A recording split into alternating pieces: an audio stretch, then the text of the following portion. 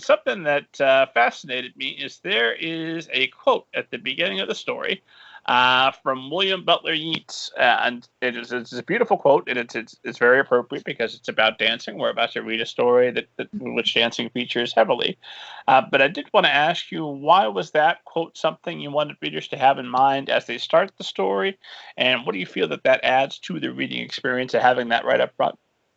I think I wanted to set the tone that even though this is a commercial book, it's also a book that has a really big literary heart. Like, Cosmo is very philosophical, and I thought that starting with that quote of with a poetic quote, with a philosophical quote, it kind of set the idea of what Cosmo's voice was going to be. And I think the quote, if I'm not butchering right now, is you can never know the dancer from the dance. And the way that Cosmo dances, he's dancing with all of himself. And I wanted to get that point across, that he's not just doing this doggy dance because he likes dancing. He's doing it for himself, for his family, for his love of it. And what he is producing is his heart, I think. So is that sort of a signal? I'm thinking of the start of Adventures of Huckleberry Finn, where there's that notice that, hey, those searching for meaning beyond what's on the page will be shot. I can't summarize Twain adequately. But it's kind of a signal that, hey, if you're looking for deeper meaning, keep looking, you're going to find it? Kind of. I think so. I think that from what I've seen with reviews, this is a book that a lot of different age groups can enjoy, and that was always my intention of, this is a book for kind of middle graders, but I have had a bunch of women over 65 write me these long letters about their dogs and how much they loved iCosmo because it reminded them of their Boomer or their Rudy, or the way Cosmo's playing in the snow, and I get pictures of people's elderly dogs. And I think there's something about elderly dogs especially that transcends generations of we can all really appreciate what it means to love a dog who is aging and also elderly. So I think that it may be a signal that it's kind of a crossover book. It could be appreciated by a number of generations. And I love seeing, especially parents read this to their kids. And I've had a lot of grandparents contact me who've been reading it to their kids as well, especially during quarantine, over the phone and things like that. So hopefully that. And also, just to be honest, I with quotes, I just Google dancing quotes, and then I just spend a lot of time looking through it. So I think that you have probably picked apart a lot more of maybe what I had intended there, but now that I look back on it, maybe that's what I was intending all along, setting the tone, setting the atmosphere. But also, I just... Thank you for your honesty with your background. I would have just assumed that you had most of Yeats memorized. And so no. I'm not that fancy. Here's a question I've been trying to be good enough to ask every writer I remember to ask it, and that's because I always want to set the show up to, if I were going to be on somebody's podcast, what would I want that experience to be like? And so a question that seems lazy that's hopefully useful to you is, what is a question that you haven't been asked about iCosmo that you wish you'd been asked that you'd love to answer? Probably, have I been training my dog to do doggy dance competitions?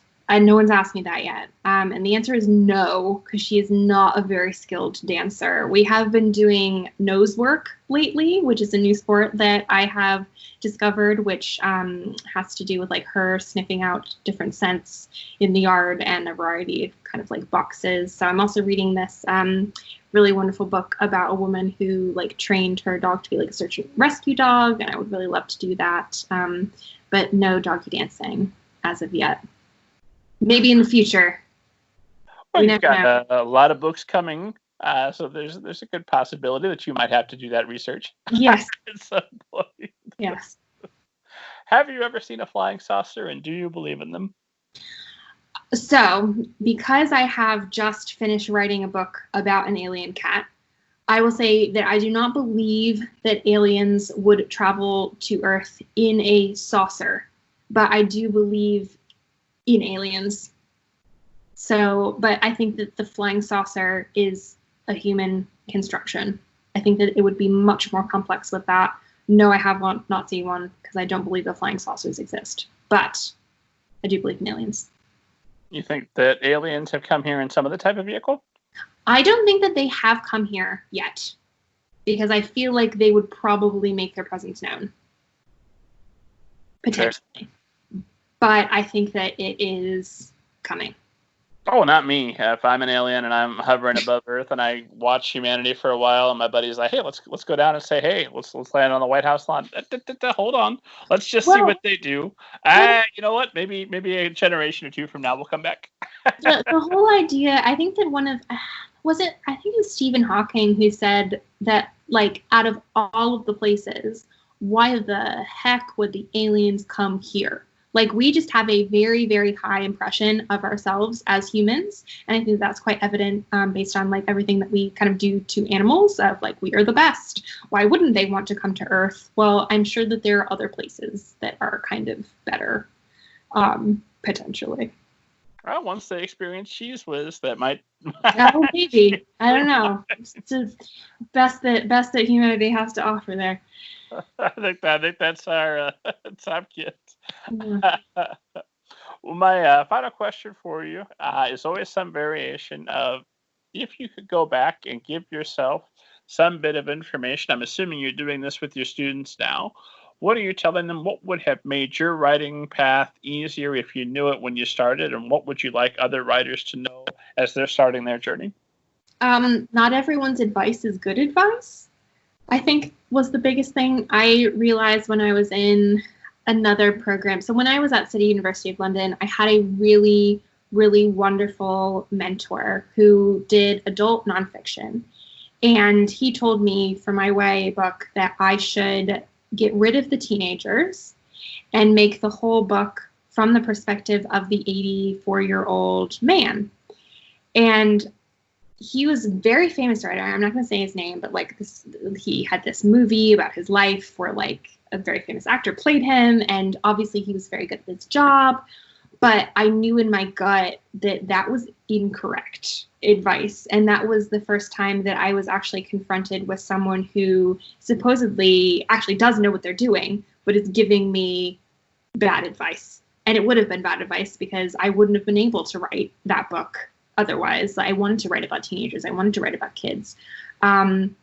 So taking advice from people you trust and learning how to trust your gut when it comes to writing advice. And also slowing down. Like, there is no rush to any of this unless you are looking to writing to feed your family and you have to get that book out now.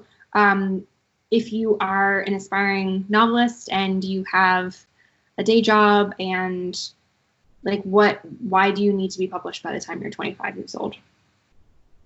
There's no reason for that. There really isn't. Oh, it seems to have worked out for somebody I've recently spoken to. Yeah, it's, I don't regret any choices that I made like in my writing journey, and I'm really happy with where I ended up. But I think the amount of stress and like pressure that I put myself under to make it here maybe is the reason why I now have to do yoga in the evenings. So if I could have just done everything but been less stressed about it, I think that would have made me a lot happier. I think that's an excellent note to end on.